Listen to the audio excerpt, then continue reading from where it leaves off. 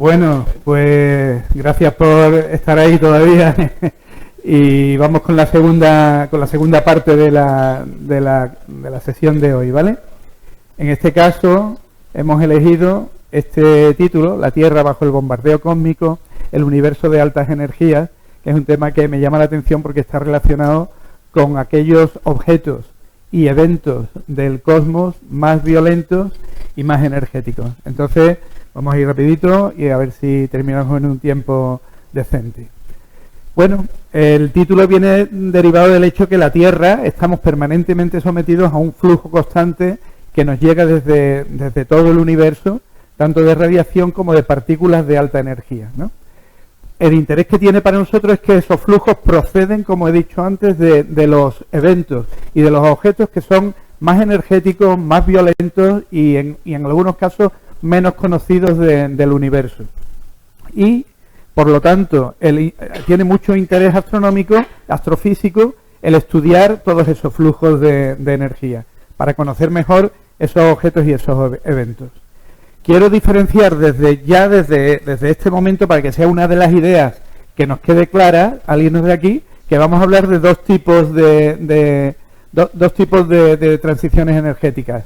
En primer lugar, lo he representado aquí en forma de onda ondulatoria, flujos de radiación. Un flujo de radiación es energía electromagnética como la luz visible que nos llega en forma de ondas y por lo tanto se transmite sin masa y se transmiten además a la velocidad de la luz.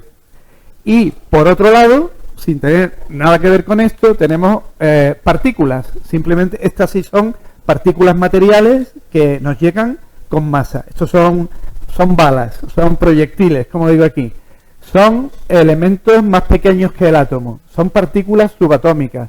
Son protones, electrones, muones, neutrinos, pero son partículas. Tienen su peso, tienen su masa. Y por eso, bueno, pues no tienen esa propiedad ondulatoria de la radiación electromagnética. Pueden que estén cargadas eléctricamente o pueden ser neutras desde el punto de vista eléctrico.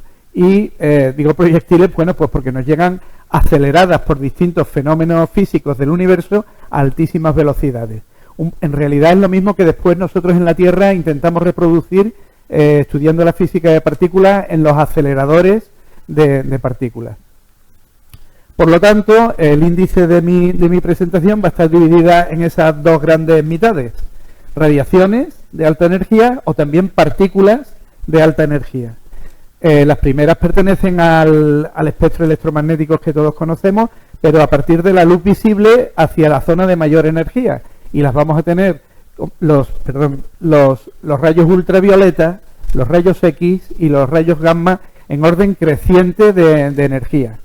Y una vez hablaremos un poco de cada una de ellas y después pasaremos ya, por último, a hablar de las partículas y también dividiremos entre lo que conocemos como rayos cósmicos y los neutrinos. La diferencia básica, ya los veremos, sobre todo la diferencia más importante entre unos y otros es su masa. Los rayos cósmicos están compuestos por las partículas más pesadas de los átomos, pueden ser protones, núcleos de helio, etcétera, y los neutrinos, en cambio, son unas partículas de las que, de hecho, cuando se formuló teóricamente su existencia, se pensaba que ni siquiera tenían masa. Hoy sabemos que sí la tienen. Entonces, lo que vamos a hacer es simplemente hablar de estos 5 tipos de energía, y de cada una de ellas seguiremos más o menos siempre el mismo esquema. ¿Cómo se descubrieron aquí en la Tierra? ¿Cómo se descubrió al cabo de unas décadas, cuando ya se conocían, pues que también venían del cosmos? Y por último, ¿qué interés tienen? ¿A qué fuentes cósmicas se deben? ¿Y cómo los podemos detectar en la Tierra actualmente? ¿Vale? Empezamos con la radiación electromagnética. Simplemente recordar que nosotros la información que durante siglos hemos tenido de las estrellas es simplemente la luz visible que nos llega. Ya la espectroscopia, el basarse en la luz visible para conocer todas las propiedades de las estrellas, ya fue un paso adelante increíble, pero seguimos centrándonos en una pequeñísima parte del espectro electromagnético, ¿verdad? Hoy conocemos mucho mejor todo el espectro desde la zona de bajas energías, ondas de radio, microondas, etcétera. Esta es la parte que hoy no vamos a tratar en absoluto y nos vamos a quedar solo con la parte de la derecha, lo que llamamos zonas de altas energías, ¿no? y cada una de ellas, bueno, por eso vamos a hablar de ultravioleta, de rayos X y de rayos gamma. Esta última además se conoce como radiación ionizante porque puede hacer separar los electrones de los átomos, y eso desde el punto de vista, por ejemplo, de la salud humana es muy importante porque puede modificar el ADN y originar, bueno, la radiación ionizante ya sabemos que tiene problemas para la salud, ¿no? Vamos a tratar de este tema y nos vamos a centrar en esas tres energías. A su vez, veis que la radiación ultravioleta sería la menos energética de las tres, no es considerada, por lo menos en la parte de baja energía, como radiación ionizante, y vemos casi esta zona verde de esta zona roja, también una diferencia, como decimos, muy grande de aumento de la energía. Y eso se debe a que los rayos ultravioletas y la radiación X se basan en transiciones energéticas de la parte del electrón en la corteza, o sea, de la corteza de los átomos, que es la corteza electrónica. Los electrones intercambian energías en distintos estados energéticos y pueden liberar fotones ya sea de ultravioleta o de rayos X. Sin embargo, los rayos gamma proceden de cambios estructurales y de cambios energéticos de los núcleos de los átomos. Partículas mucho más pesadas, y que las transiciones energéticas originan fotones también de mucha mayor energía. Esta es la diferencia básica de los rayos gamma con los anteriores. Hemos dicho que cada una de ellas pueden estar, hemos descubierto después de conocerlas aquí en la Tierra, que podían estar procedentes de muchas o de varios eventos cósmicos, que es por lo que nos interesa a nosotros. En realidad, toda esta radiación que llega del cosmos tiene otras implicaciones que no son astronómicas. Tiene que ver con la tecnología, los satélites, la aviación, tiene que ver con el clima de la Tierra, tiene que ver se estudian desde el punto de vista de la biología humana y animal también, ¿no? Pero a nosotros lo que nos interesa hoy es qué interés tiene astrofísico. Y, bueno, la radiación ultravioleta, los rayos X, los rayos gamma, cada una puede estar orientándonos hacia un tipo de eventos energéticos coherente con la energía que cada una de ellas transporta. Esto es solo un pequeño ejemplo, ¿vale? Las estrellas jóvenes masivas tienen un pico de emisión precisamente en el ultravioleta. Los rayos X se producen siempre que haya un gas sobrecalentado a temperaturas muy altas, vamos a tener una emisión de rayos X, y los rayos gamma proceden de eventos cataclísmicos, eventos catastróficos del universo, como pueden ser las explosiones de supernovas o la fusión de objetos muy compactos como las estrellas de neutrones, o una estrella de neutrones y un agujero negro. A su vez, todo esto tiene que ver con esta parte, digamos, atómica. Es curioso que para conocer mejor el universo, lo más grande de la naturaleza, tengamos que solamente lo hemos podido hacer a medida que hemos conocido también lo más pequeño, que son el átomo y las partículas subatómicas, ¿no? Estas altas energías de las que estamos hablando están siempre relacionadas o bien con altas temperaturas de millones o de cientos de millones de grados, o con altísimas velocidades relativistas. Estamos hablando de partículas infinitesimales. ¿Cómo puede transportar una cosa tan enormemente pequeña tantísima energía? Bueno, en este caso por la velocidad que pueden adquirir, ¿no? Es otra forma de transmitir, darle momento a una partícula mediante su velocidad. Y es que algunas de estas partículas que recibimos vienen a velocidades cercanas a las de la luz. Los rangos son muy altos, ¿no? Estas son energías típicas.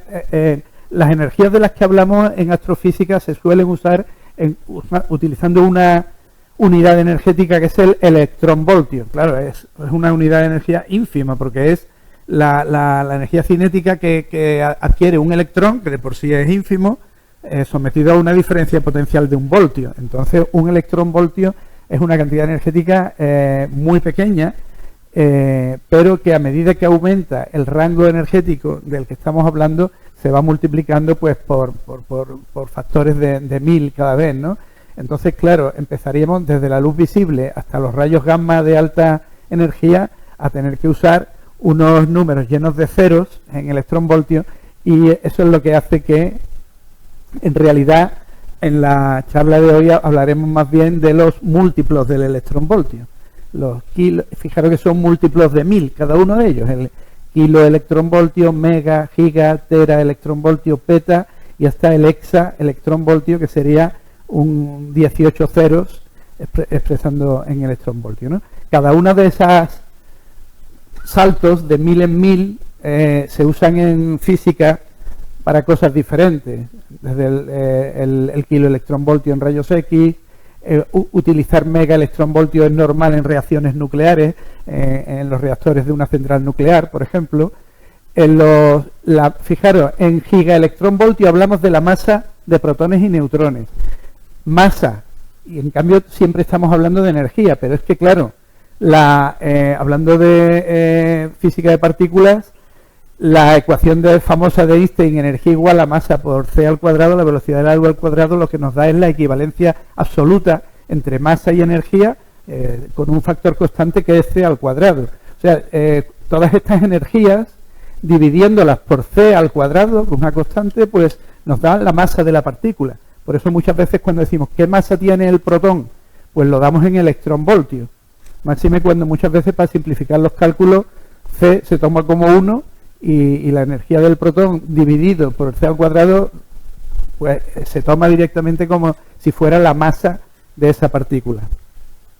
El gran colisionador de hadrones lo he puesto en negrita, el CERN en Suiza, porque es que llega hasta aquí solamente, hasta tera electrones voltios, con lo que quiero transmitir la idea que los rayos cósmicos que se reciben de la galaxia y sobre todo de fuentes extragalácticas son partículas que están aceleradas millones de veces con más energía de lo que el ser humano todavía es capaz de reproducir en la Tierra.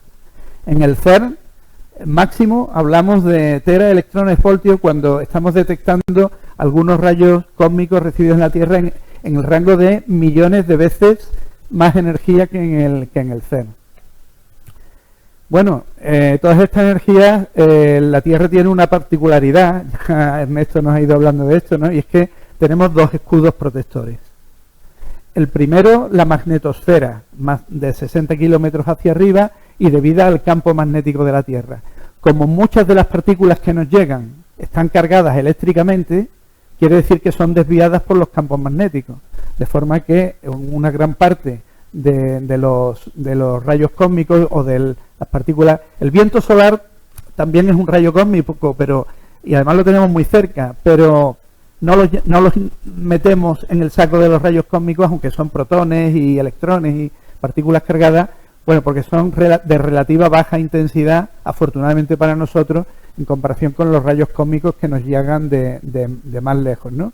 Tenemos ese apantallamiento y todo lo que es de baja energía pues fluye sin llegar a la Tierra, aunque evidentemente sabéis que tenemos unos agujeros ahí en la capa protectora que hace que parte del viento solar llegue a los polos y origine las auroras, ¿no? Pero la radiación electromagnética, esa no puede desviarse por el campo magnético. La radiación electromagnética llega hasta mucho más abajo.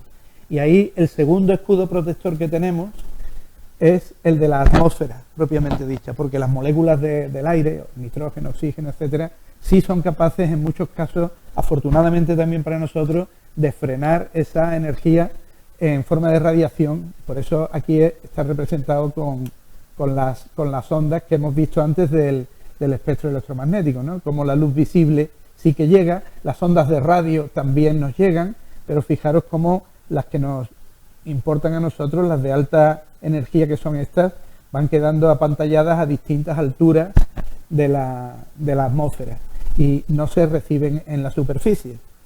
Eso es bueno para la vida, pero constituye un problema para entender estas y estudiar este tipo de radiación, puesto que la luz visible me basta con un telescopio para recibirla, pero no puedo tener ningún telescopio de rayos X o de rayos gamma directamente en la superficie terrestre. O bien me salgo aquí fuera para estudiarlas aquí, o bien si quiero estudiarlas desde la superficie terrestre las tengo que medir desde otras formas indirectas. Entonces ya vamos a hablar de los 5 tipos, un poquito de cada una. Radiación ultravioleta. Bueno, los ultravioletas se conocen desde 1800, prácticamente a la vez que los que Herschel descubrió rayos infrarrojos en 1800, un año después Ritter descubre al otro lado del espectro de la luz, pues que había aquí una zona invisible, pero que era invisible, pero que ennegrecía las sales de plata. Así que ahí había algún tipo de influjo químico. De hecho, estos rayos se llamaron rayos químicos, hasta que décadas después ya se les cambió el nombre a infrarrojos, los que estaban por aquí, perdón, ultravioletas, y infrarrojos los que estaban al otro lado, ¿no? Los rayos calóricos. O sea, quiero decir que los rayos ultravioletas no solo se conocen desde hace siglos, sino que desde el primer día que se descubrieron se sabe que proceden del Sol, puesto que esto es la luz visible. Aquí no hay un primer descubrimiento de la radiación y otro después hacia de la fuente cósmica, sino que ya Ritter sabía que esto venía con la luz que él descomponía en un prisma del Sol. La radiación ultravioleta, una de las más interesantes de las que podemos hablar, son precisamente, las ha mencionado Ernesto antes, pero hablando de los rayos X, y es que las fulguraciones de la cromosfera y las eyecciones de masa coronal son ricas en los dos tipos de radiación, tanto ultravioleta como rayos X. Yo aquí las estoy poniendo de ejemplo de ultravioleta, pero sí que no sabía que Ernesto iba a hablar de la erupción de 2023, que fue una clasificada como X. Él ha dicho que efectivamente las erupciones se suelen clasificar del 0 al 9, pero que esta, aparte de ser X, se clasificó como X28 en su momento, pero que puede ser, como Ernesto ha clavado, de clase X 40 o 45, ¿no? O sea que es una de las formas de las que tenemos más cercanas. Si nos vamos más lejos, la fuente típica de ultravioleta son las estrellas de tipo O y tipo B, es decir, las más calientes y más masivas del diagrama estelar de Hertzsprung-Russell, ¿no? O sea, serían estrellas muy luminosas y también muy calientes, 10.000 grados, 30.000 grados, que precisamente a esas temperaturas el pico de radiación se da más allá del azul en el ultravioleta. Entonces, las estrellas masivas también, incluso las estrellas jóvenes, aunque no sean de tipo O o tipo B, en general, simplemente por el hecho de ser jóvenes, también muchas veces en sus primeros millones de años suelen generar también bastante radiación ultravioleta. Otra fuente de ultravioleta son los núcleos galácticos activos, pero este ejemplo que vamos a poner aquí en realidad es un evento tan energético, un objeto tan energético que emite prácticamente en todas las longitudes de onda. Entonces, por no repetirme mucho, esto va a salir en otros casos, ¿no? Sabéis que las galaxias grandes, tanto elípticas como espirales, la inmensa mayoría suelen tener un agujero negro supermasivo en el centro de la galaxia. Ese agujero acreta material a su alrededor, y las temperaturas y las velocidades de toda esa materia crean a veces chorros de partículas en direcciones polares a velocidades relativistas que los vamos a ver en rayos gamma, en rayos X. Hay muchas galaxias que se fotografían con distintas longitudes de onda, y en cada una de ellas tiene un aspecto diferente, y por supuesto también en ultravioleta. Y también son características en ultravioleta. La radiación ultravioleta tiene una parte muy importante en las nebulosas que llamamos de emisión, que siempre fotografiamos en H-alfa, y las nebulosas planetarias. Aquí estamos hablando del nacimiento de estrellas, y aquí estamos hablando de la muerte de estrellas. En realidad, las nebulosas de emisión, la línea H-alfa no es una radiación ultravioleta, emiten en una zona baja entre el visible y el infrarrojo. Lo que sí une estas dos cosas es que las estrellas jóvenes que están naciendo aquí en el seno de una nebulosa, la radiación ultravioleta de esas estrellas jóvenes y masivas es la que ioniza el resto del gas, y ese gas nos emite ya en H-alfa, ¿no?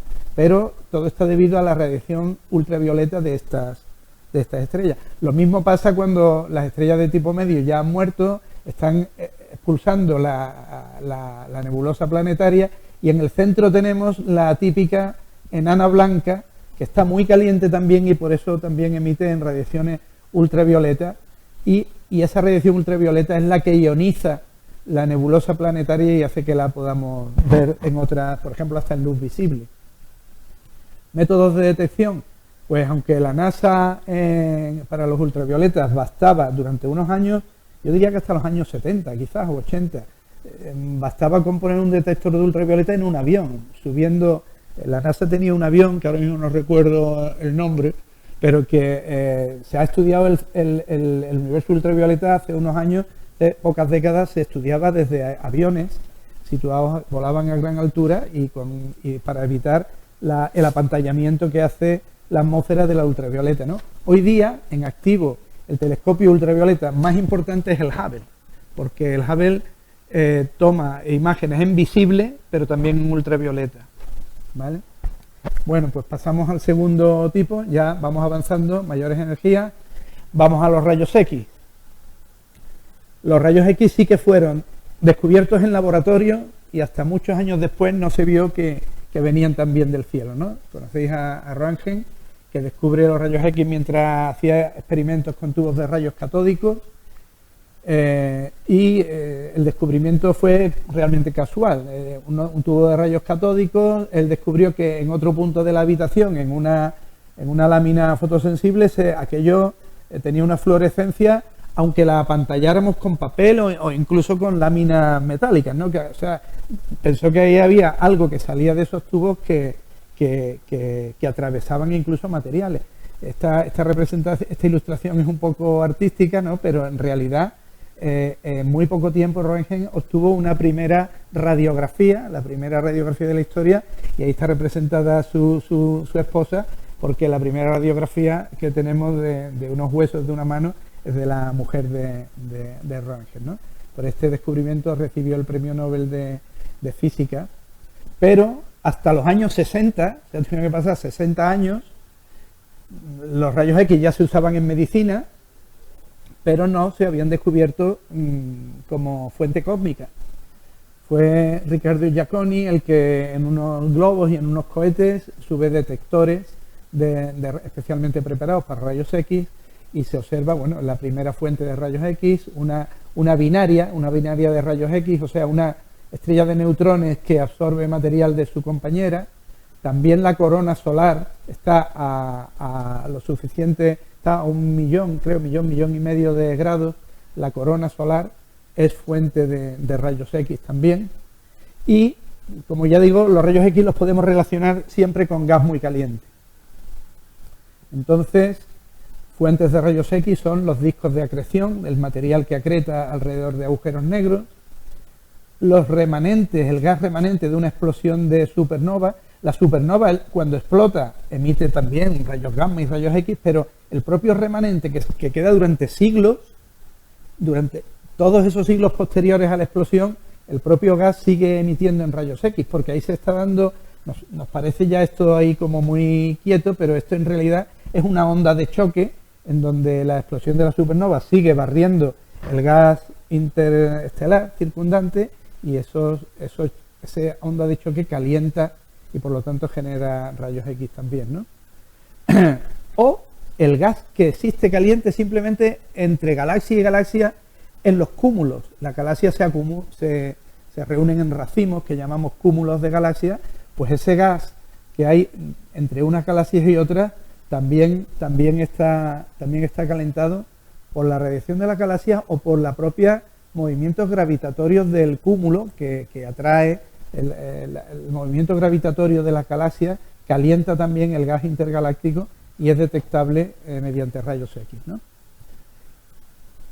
Hablando de rayos X, rayos gamma y partículas, también hay que diferenciar entre aquellas fuentes que son permanentes.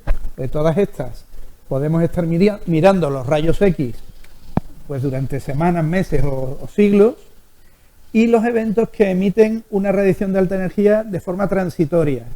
Por ejemplo, una estrella que está siendo absorbida, rota, disgregada por un agujero negro. Eso se llama eventos de disrupción de marea.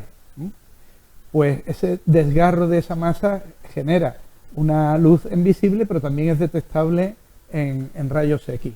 O otro de los eventos más energéticos que nos podemos imaginar en el universo la colisión, la fusión de estrellas de neutrones, que va a originar una nueva estrella de neutrones o incluso a veces un agujero negro, y que es un evento cataclísmico también que emite en todos los rangos de radiación y que además produce elementos pesados como por ejemplo el oro, ¿no?, que procede de este tipo de colisión. Detección de rayos X, pues no tenemos más remedio que poner telescopios en órbita, porque los rayos X, como hemos dicho, afortunadamente no llegan hasta la Tierra, así que para estudiarlos la solución ha sido sacar fuera de la atmósfera equipos que sean capaces de medir rayos X, y los más importantes son, desde el año 99, desde luego nos han ayudado durante estas últimas décadas a conocer mucho mejor el universo, el observatorio Chandra y el XMM Newton europeo, que se pusieron en marcha a la vez. Y la previsión de un nuevo gran telescopio de rayos X, parece que todavía ya hay un proyecto, pero hasta el 2037 un proyecto de la ESA que no de momento está en mantillas, pero bueno, ahí está. Esto sería en cuanto a la detección de los rayos X. Y terminamos la parte electromagnética con los rayos gamma, que tiene sus particularidades importantes. También fueron descubiertos, igual que los rayos X, a principios del siglo XX. Ya se conocían por Rutherford, que había estudiado muy a fondo en laboratorio la radioactividad, pues la radiación alfa y la radiación beta. La radiación alfa son núcleos de helio y la radiación beta son electrones, o sea, son partículas. Por eso me gusta este gráfico, porque está representado ahí como bolitas, ¿no?, porque es lo que son, entre comillas, núcleos de helio, electrones, son partículas. Pero la radiación gamma no son partículas, es una pura radiación que no está transmitida por partículas, sino por ondas electromagnéticas. Quien la percibió por primera vez fue un francés, Paul Villard, que la detecta y ve que efectivamente es más penetrante que la radiación alfa y beta, pero quien la estudia de verdad vuelve a ser Rutherford después, en 1903, que ya la bautiza con ese nombre de radiación gamma, como en el orden alfabético de alfa, beta, gamma, del alfabeto griego, y ya la caracteriza como una onda y no como una partícula, ¿no? Y además el tipo de radiación electromagnética más energética que puede existir. También ocurre igual que los rayos X. Conocemos la radiación gamma desde principios del siglo XX, pero no la vemos en el espacio hasta 60 años después. En este caso también casualmente. Los satélites que se instalan midiendo esa radiación en búsqueda de pruebas nucleares, porque imaginaros, pruebas nucleares secretas, pues otro país lanza un satélite que es capaz de detectar radiación gamma que procede de una prueba nuclear. En ese tipo de cosas descubrimos radiaciones que no vienen de donde yo esperaba, sino que me vienen de todas partes, que me llevan del cielo, o que me llegan de algún sitio, que apunto hacia él y encuentro una fuente de radiación gamma, ¿no? Los propios chorros relativistas que hemos nombrado antes, los púlsares, que también emiten tanto en rayos X como en rayos gamma, que son estrellas de neutrones que están girando rapidísimamente, pues son fuentes de rayos gamma, ¿no? Pero, igual que hemos hablado de que la radiación ultravioleta podía ser permanente o puntual, en los rayos gamma se detecta precisamente de una forma muy esporádica lo que se llaman brotes o estallidos de rayos gamma, que son los eventos más luminosos que podemos detectar de forma puntual en el universo. Son los GRBs, como mucha gente los conoce de la nomenclatura inglesa, Gamma Rays Bursts, que son los brotes o estallidos, y que son muy puntuales y de relativamente corta duración. De hecho, el que se clasifique entre largos y cortos está en 2 segundos. Llamamos estallidos largos a los que duran más de 2 segundos y cortos a los de menos, ¿no? De nuevo aparece la fusión de estrellas de neutrones como fuente muy luminosa y muy energética de rayos gamma, y los colapsos de estrellas muy masivas, las supernovas, que son de estrellas ya de 30 veces la masa del Sol, La supernova de colapso es tan potente que recibe el nombre de hipernova. La detección, aquí sí que es muy interesante cómo detectamos los rayos X, porque, estamos hablando de los rayos gamma. Hay dos posibilidades. En los rayos X solamente hemos hablado de telescopios espaciales. Eso vuelve a valer para los rayos gamma. Podemos poner telescopios espaciales en órbita que analicen rayos gamma. Pero hay una segunda posibilidad que es bastante interesante, que es la detección indirecta. Porque la radiación gamma es tan potente que cuando llega a la atmósfera, en ese escudo que hace que el rayo gamma no pueda llegar abajo, pero sí que se va a encontrar con los átomos de nitrógeno, de oxígeno, y ahí la va a liar parda, porque es una radiación muy energética que cuando un fotón de radiación gamma ya choca con una molécula de la atmósfera, empieza a crear una cascada que se llama, tanto de partículas como electrones y positrones, pares de materia-antimateria, que a su vez van reaccionando con las moléculas del aire y vuelven a crear radiación gamma. Esa radiación gamma secundaria, afortunadamente para nosotros, va siendo cada vez menos energética, no tienen ya la energía del rayo gamma primario, pero van a ir produciendo una auténtica cascada que se abre hacia el suelo. Una particularidad muy llamativa de estas partículas que aparecen ahí, de los electrones y los positrones, es que esas partículas corren por el aire más deprisa que la luz. Me diré, eso es imposible, la velocidad, nada puede ir más deprisa que la luz. Hay un hecho que es cierto, que es una constante que no se puede superar, que es la velocidad de la luz en el vacío. Pero tanto en el aire como en el agua, la luz va más despacio. Y puede haber partículas que corran en el aire o en el agua más deprisa que los fotones de luz visible. Entonces, bueno, ¿qué pasa cuando un avión supera la barrera del sonido? Crea una onda de choque y se oye un bombazo, ¿no? Pues cuando una partícula avanza por el aire o por el agua más deprisa que la propia luz, crea una onda de choque luminosa, en este caso. Crea un cono de luz que sigue esta cascada y que tiene un nombre, se llama luz Cherenkov, que es la que aparece a veces en los reactores nucleares, en el agua de los reactores nucleares por la misma causa. Es decir, es una debilísima luz de color azulado que se puede detectar mediante telescopios que sean capaces de medir esa luz de altísima sensibilidad, porque esa luz no es visible a simple vista, pero por su intensidad, porque por su rango sí, porque es una luz azul, pero la intensidad es muy débil. Hacen falta espejos colectores, fotomultiplicadores y detección, ¿no? Bueno, pues estos telescopios existen y son capaces de interpretar la luz Cherenkov que están viendo como procedente de un rayo gamma del cual incluso se puede detectar su procedencia.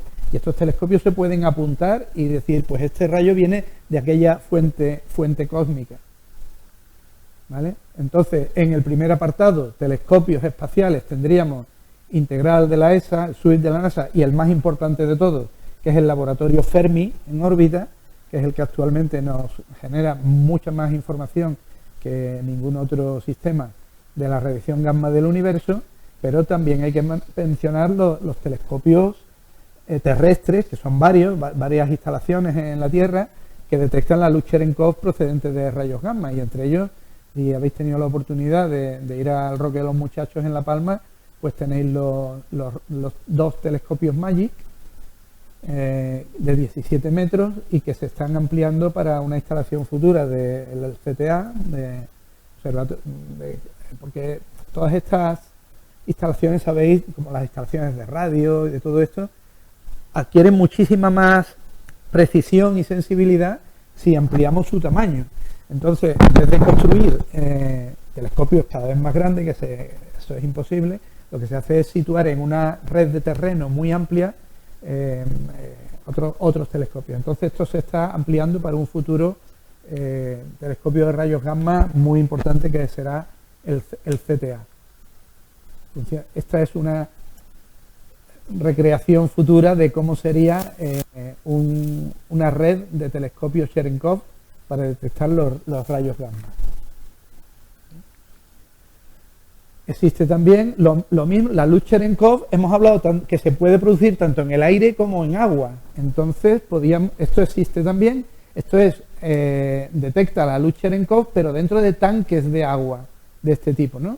Y esta cascada que hemos visto, ese cono de luz que se abre, ¿por qué se necesitan tantos? Bueno, pues porque un solo rayo gamma, el cono de luz Cherenkov, puede ocupar un área no demasiado extensa, pero como veremos que después sí pasa con los rayos cósmicos, pero se necesita cubrir un área determinada, ¿no? Entonces este es el observatorio de rayos High Altitude Water Cherenkov o algo así, significa eso, ¿no? Pues lo mismo, un rayo gamma genera esas cascadas de positrones y electrones que unos detectores de luz captan dentro de cada uno de esos tanques.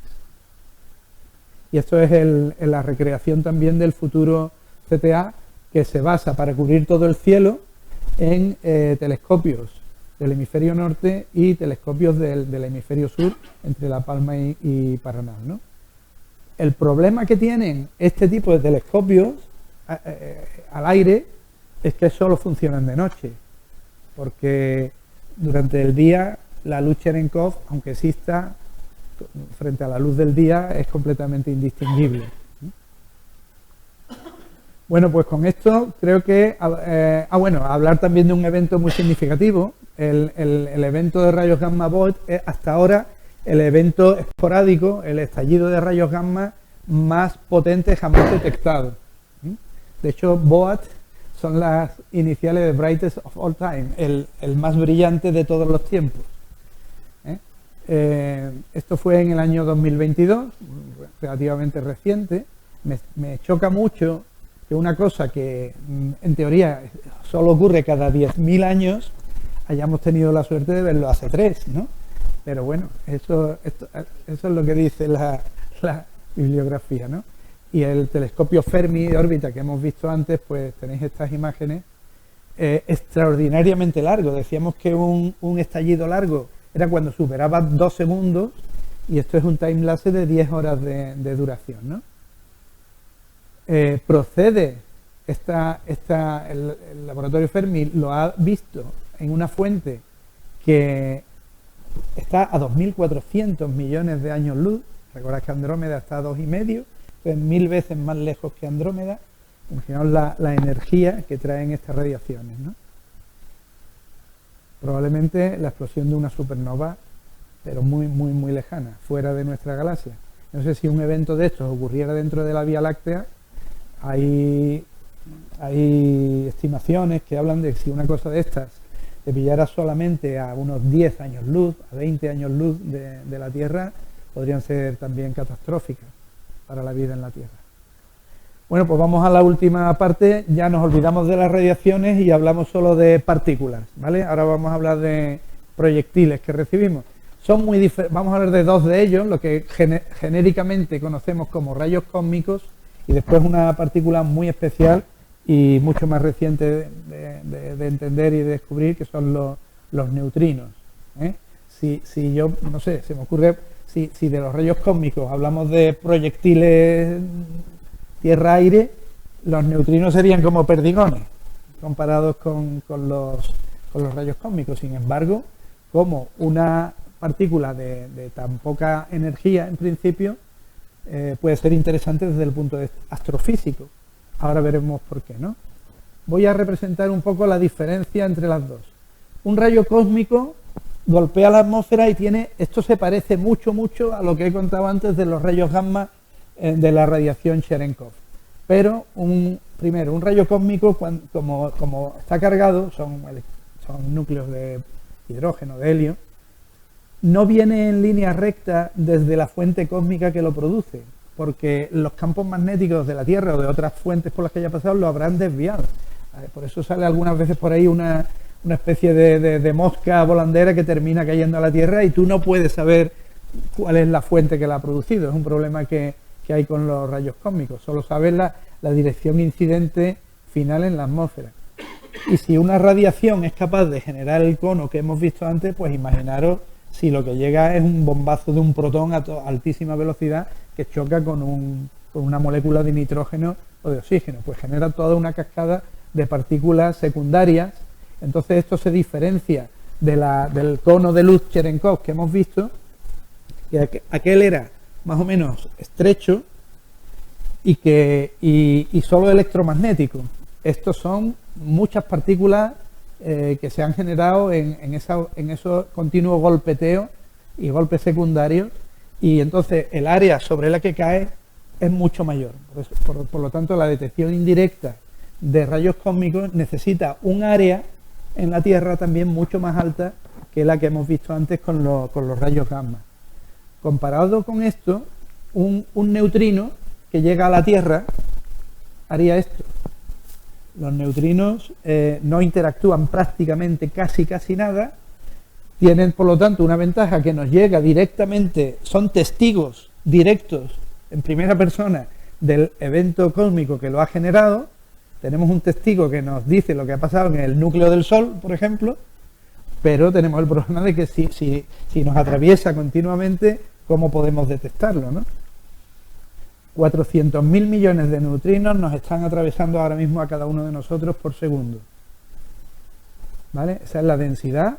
Bueno, estos neutrinos son básicamente solares, pero otros muchos de eventos galácticos nos llegan también a la Tierra. Vamos a hablar un momento de los rayos cósmicos.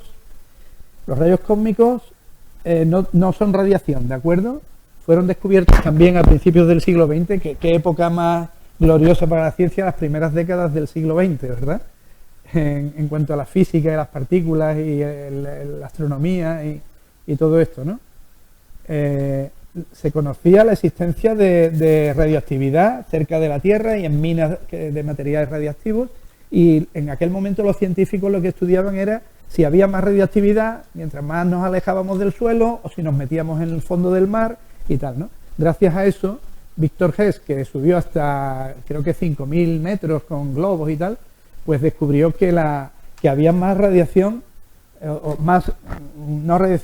llevaba unos contadores como los Geiger y tal, más golpeteo de partículas mientras más alto estábamos.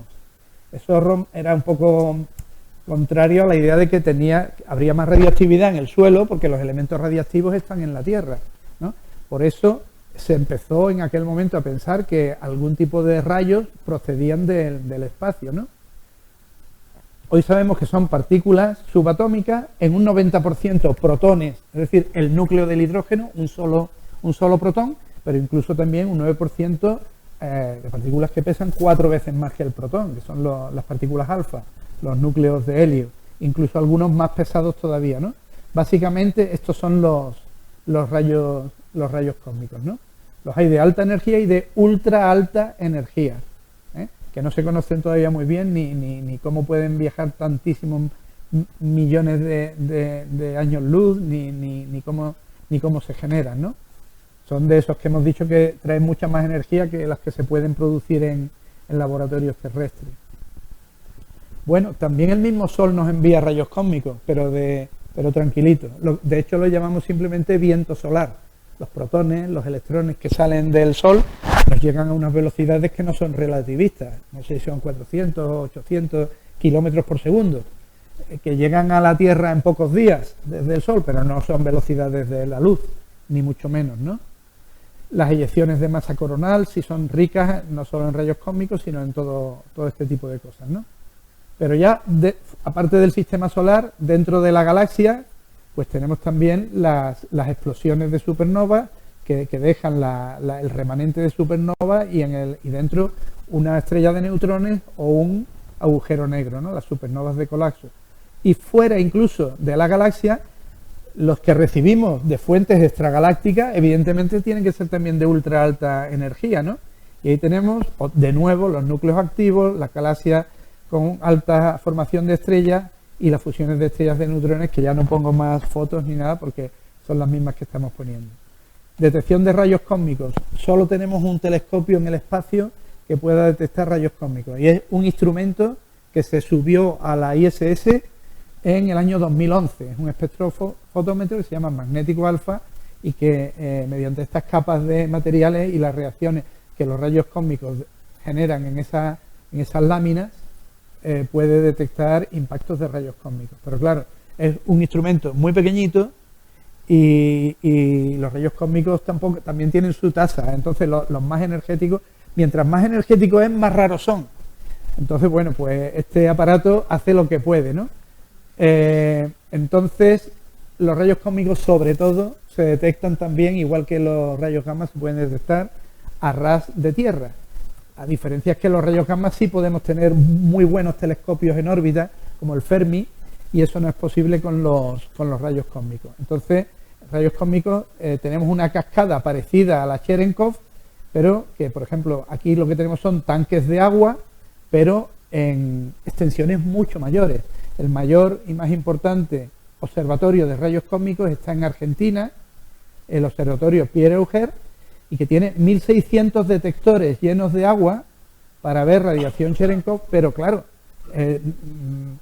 una cascada de rayos cósmicos se llaman cascadas atmosféricas extensas, porque de hecho el área que cubre el observatorio Pierre Auger son 3.000 kilómetros cuadrados. 3.000 kilómetros cuadrados.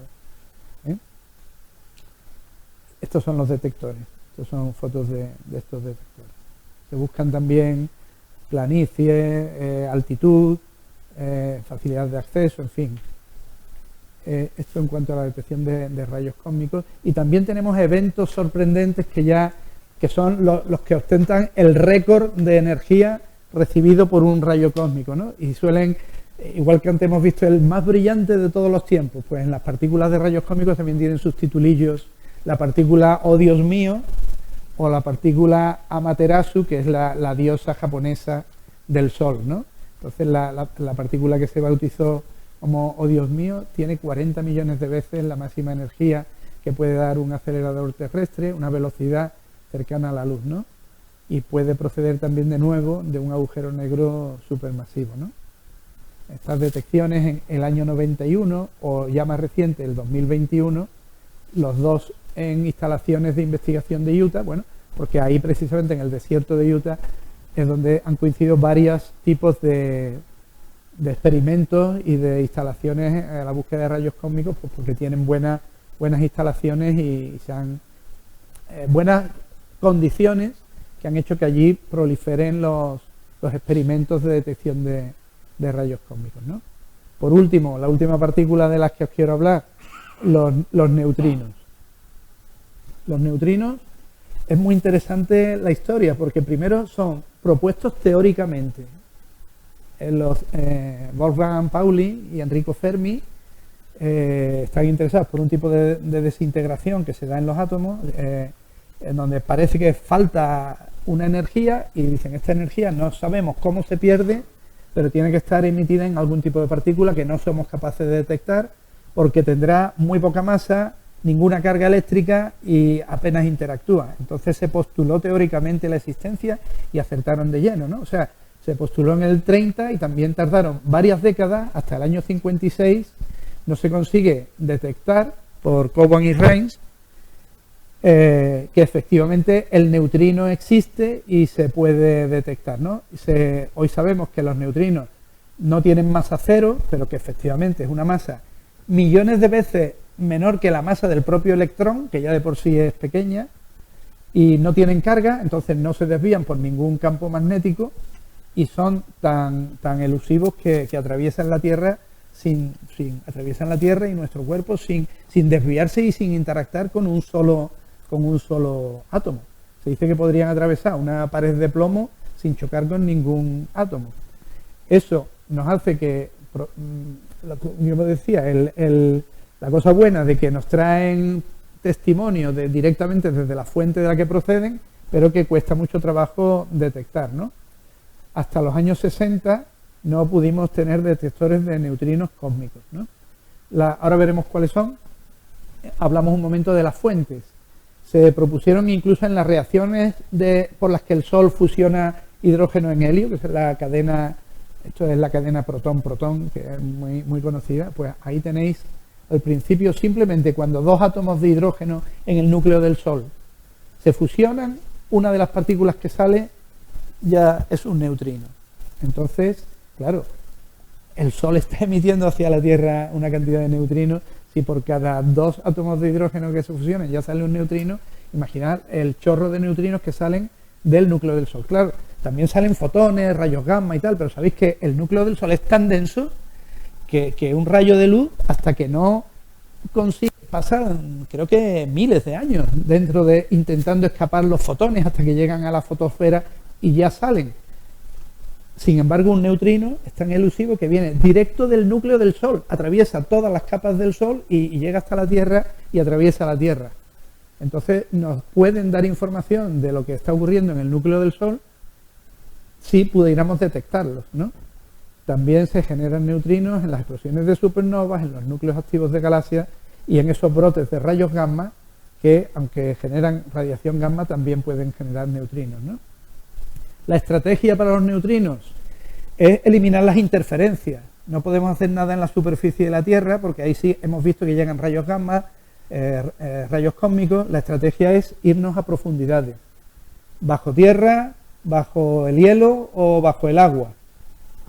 Entonces esta es la diferencia, ¿no? Con detectores que sean capaces de estudiar la limitadísima interacción de los neutrinos en esta zona, ¿no? No se necesitan espacios muy grandes, puesto que aquí no hay una cascada de difracción, pero sí que hay que buscar también una gran masa para que aumente la probabilidad de choque del neutrino, ¿no?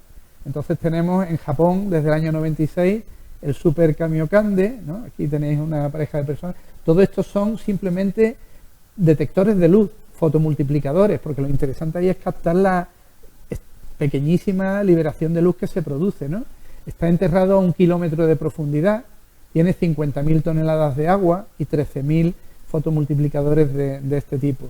Gracias a este aparato se pudo comprobar que los neutrinos sí que tienen masa. Bueno, no viene al caso, pero se resolvió un problema de que faltaban neutrinos del Sol, no salían las cuentas, con ese detector se consiguió. El más grande del mundo está bajo la Antártida, y tiene una altura desde superficie hasta 2,5 kilómetros de profundidad, bajo el hielo de la estación Amundsen en el Polo Sur. Y ese obtuvo el primer mapa de neutrinos del plano de la Vía Láctea, que tiene 5.000 sensores de luz y ocupa 1 kilómetro cúbico de hielo. Y el tercero, que ahora diré por qué es interesante, el tercero tiene 2 partes. Uno está frente a Sicilia, el Arca, con 230 detectores, y este en la costa de Francia, el Orca, el telescopio se llama, telescopio, el observatorio, ¿no? KM3net, que también detectó el neutrino singular más energético hasta el momento, en el rango de los peta-electrón-voltios. Lo curioso para mí es que están directamente, sin ninguna instalación contenedora, en el agua del mar, en el fondo marino. En el fondo marino es donde están ristras de fotomultiplicadores y después el que se reciba señal de aquí o de allá, indica pues la trayectoria y la energía del neutrino. Y por último, últimas 2 pantallas. Fijaros que hemos hablado de que tradicionalmente durante siglos la única información del cosmos que teníamos era la luz visible. Al ser capaces de medir tanto ondas de radio como ondas de alta energía, hemos ampliado, sacamos información de todo el espectro electromagnético, pero sigue siendo luz en el sentido electromagnético, ¿no? La capacidad de medir neutrinos y rayos cósmicos lo que nos está abriendo es nuevas ventanas para obtener información del universo de una forma diferente que no sean las ondas electromagnéticas. Y si metemos el último avance, que son las ondas gravitacionales, pues lo que tenemos es que el futuro nos habla de la astronomía multimensajero, es decir, de una sola fuente cósmica obtener información de la luz que se recibe, de los rayos cósmicos que proceden de allí, o incluso de las ondas gravitacionales que proceden de ese objeto o de ese evento, ¿no? Claro, lo único que ocurre es que no todos los elementos una estrella normal y corriente de nuestra Vía Láctea, pues a lo mejor la seguimos viendo como siempre con la luz que nos emite, ¿no? No nos llegan ni neutrinos, ni rayos cósmicos, ni ondas gravitacionales de esa estrella.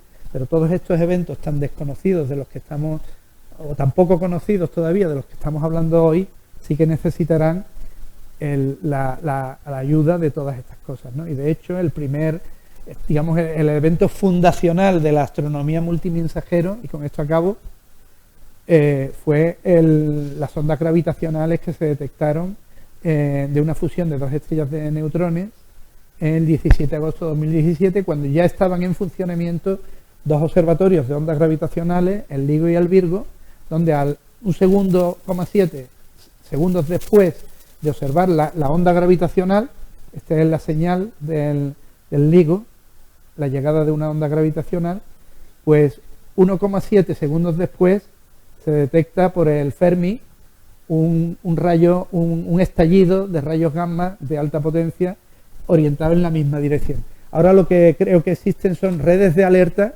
para que cuando uno de estos observatorios recibe una señal extraordinaria, los otros tipos de instalaciones multimensajeros también apunten hacia él y de esa manera se pueda, es decir, si tú de un evento obtienes las ondas gravitacionales y también la información en rayos gamma, evidentemente vas a poder caracterizar mucho mejor el evento, ¿no? Así que un poco este es el futuro de la astronomía. Y por mi parte nada más. Si tenéis alguna pregunta, no sé si podré contestarla porque los he contado, también es el límite de mi conocimiento. ¿No? ¿Qué? ¿Nos vamos entonces? Sí. Todos esos neutrinos que nos atraviesan, ¿alguno interactuará con nosotros, digo yo? ¿Se sabe? Hombre, sí. ¿Se encontrará con alguno de los núcleos de nuestras moléculas? Sí, pero no tienen por qué. ¿Qué consecuencias tiene? ¿Se sabe? Primero, los neutrinos solares no tienen la misma energía que los neutrinos de fuentes cósmicas del tipo de las que estamos viendo. Igual que los fotones pueden ser de alta y de baja energía, pues los neutrinos también las hay más o menos energéticos. Entonces no te sé responder a esa pregunta. Tú dices, ¿por qué no nos están pasando cosas? A lo mejor sí nos están pasando cosas. No nos enteramos.